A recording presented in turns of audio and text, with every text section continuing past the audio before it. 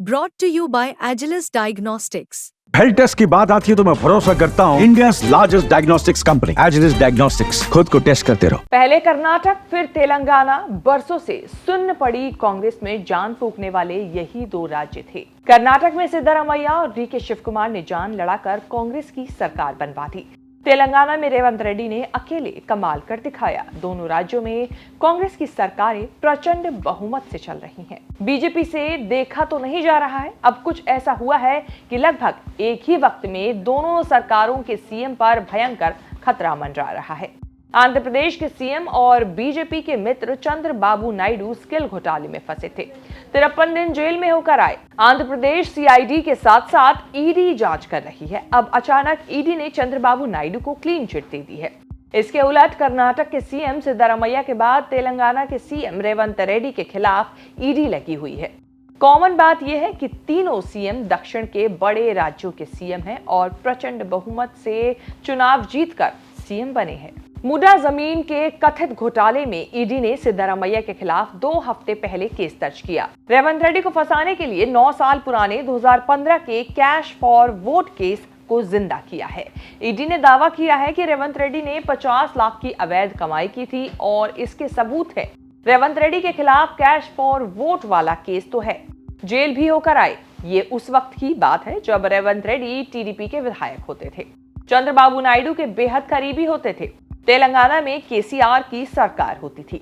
विधान परिषद के चुनाव में टीडीपी उम्मीदवार नरेंद्र रेड्डी के पक्ष में नॉमिनेटेड विधायक एल्विस स्टीफेंसन का वोट 50 लाख में खरीदने का आरोप लगा। आरोप ये भी लगे कि रेवंत रेड्डी ने एल्विस को ऑफर दिया कि वो नरेंद्र रेड्डी के पक्ष में वोट करेंगे तो 5 करोड़ मिलेगा, अगर वोटिंग से गायब रहेंगे तो 3 करोड़ और यरूशलेम जाने का टिकट मिलेगा।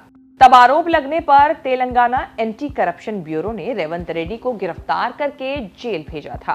30 दिन रेवंत रेड्डी जेल में रहे। अगर लगे आरोप सच भी हुए, तब भी जो कुछ हुआ उसके लाभार्थी चंद्रबाबू नायडू ही थे। उनको खरोच तक नहीं आई। रेवंत रेड्डी आज तक ईडी का केस हो रहे हैं। आगे ना जाने क्या होगा।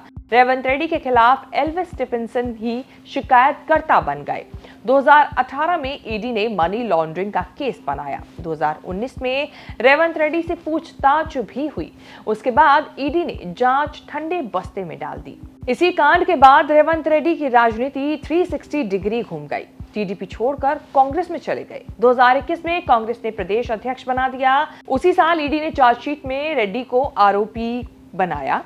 आज तक रेवंत रेड्डी पर आरोप लगे, अभी तक आरोप साबित नहीं हुए हैं। अब 9 साल पुराने केस में नामपल्ली कोर्ट ने आरोप तय करने से पहले रेवंत रेड्डी को अपना पक्ष रखने का मौका दिया, लेकिन सुनवाई वाले दिन जज के नहीं आने से मामला 14 नवंबर तक टल गया।